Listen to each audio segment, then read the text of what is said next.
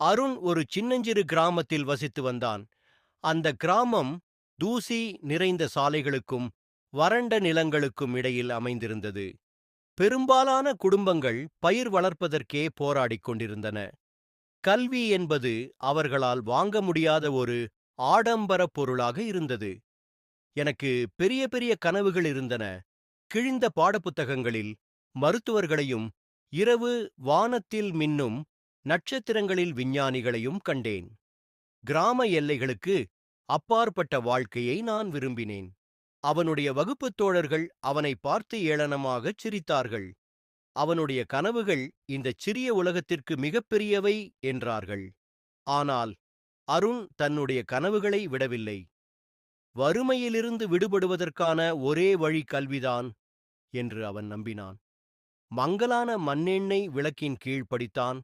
சிறந்த வாழ்க்கைக்கான அடக்க முடியாத ஆசை அவனது உறுதியை மேலும் வலுப்படுத்தியது. அருணின் குடும்பம் ஏழ்மையானது. அவனுடைய அப்பா அவர்களுடைய சிறிய நிலத்தில் கடுமையாக உழைத்தார். அது அவர்களது குடும்பத்திற்கு உணவளிக்க கூட போதுமானதாக இல்லை. அவனுடைய அம்மா ஓய்வின்றி உழைத்து சொற்ப வருமானத்திற்காக துணிகளை தைத்தார். ஒவ்வொரு வேளை உணவும் ஒரு போராட்டமாக இருந்தது. ஒவ்வொரு புதிய கல்வியாண்டும் புத்தகங்கள் மற்றும் கட்டணங்களுக்கான கவலையை கொண்டு வந்தது. அருண் நம்பிக்கையை இழக்க நாங்கள் ஒருபோதும் அனுமதிக்கவில்லை. கல்விதான் வறுமைக்கு எதிரான ஒரே ஆயுதம் என்பதை அறிந்து அவனுடைய கனவுகளை ஊக்குவித்தோம். எங்கள் சொந்த தேவைகளையும் தியாகம் செய்தோம். அவனுடைய புத்தகங்களுக்காகச் சேமிக்க அடிக்கடி அவனுடைய அம்மா சாப்பிடாமல் இருந்தார். சில ரூபாய்களைச் சம்பாதிக்க அவனுடைய அப்பா கூடுதல் நேரம் வேலை செய்தார்.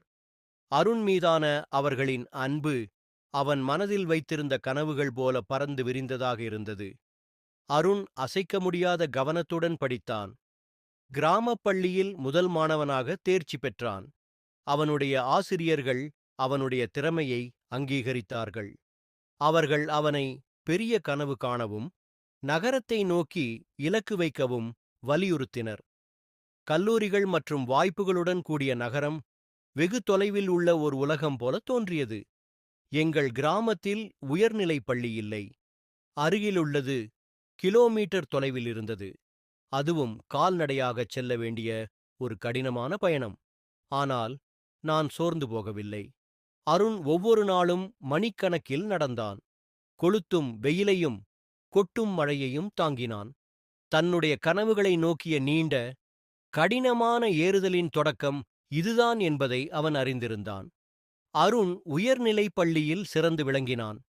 தன்னுடைய திறமையின் அடிப்படையில் உதவித்தொகை பெற்றான். அது ஒரு கொண்டாட்டத் தருணம். உதவித்தொகை அவனுடைய கல்விக் கட்டணத்தை ஈடுகட்டியது.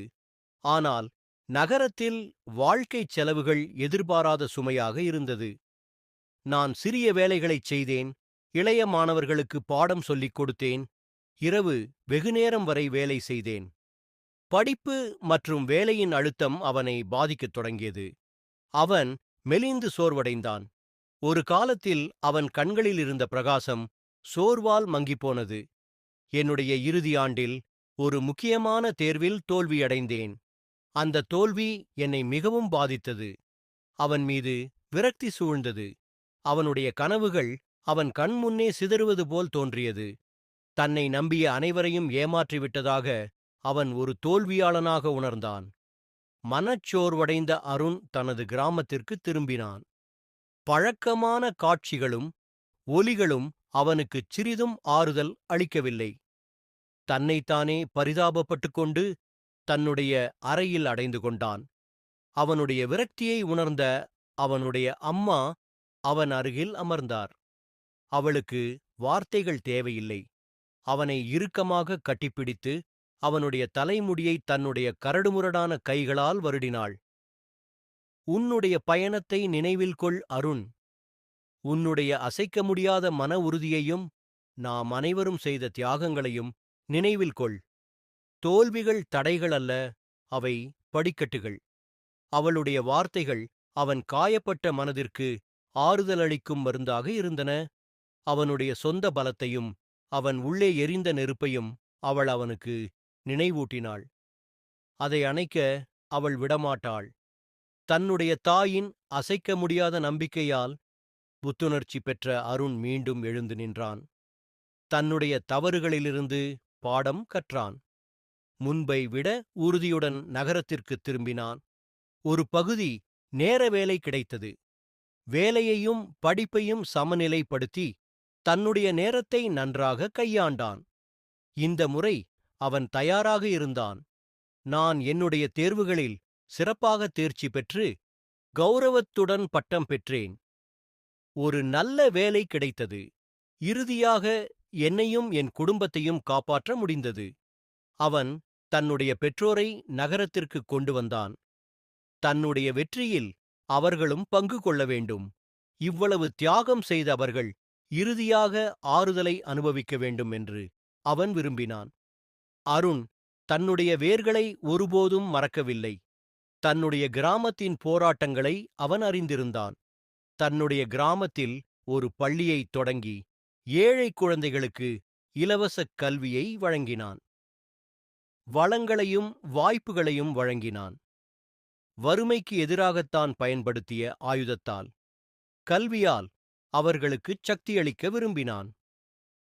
நான் திருப்பிக் கொடுக்க விரும்பினேன். ஒரு மாற்றத்தை ஏற்படுத்த விரும்பினேன். அருணின் கதை ஒரு உத்வேகமாக மாறியது. உறுதி, கடின உழைப்பு மற்றும் அசைக்க முடியாத ஆதரவுடன் மிகவும் தொலைதூர கனவுகளையும் நனவாக்க முடியும் என்பதை அவன் நிரூபித்தான். வெற்றி என்பது தனிப்பட்ட ஆதாயம் மட்டுமல்ல என்பதையும் அவன் காட்டினான். அது மற்றவர்களை மேம்படுத்துவது, அதை திருப்பிக் கொடுப்பது மற்றும் உலகில் ஒரு மாற்றத்தை ஏற்படுத்துவது பற்றியது. அவன் ஒரு நம்பிக்கை நட்சத்திரமாக மாறினான். மிகவும் வறண்ட நிலங்களிலிருந்தும் நம்பிக்கையின் விதைகள் அசாதாரண வெற்றி கதைகளாக மலர முடியும் என்பதை நிரூபித்தான்.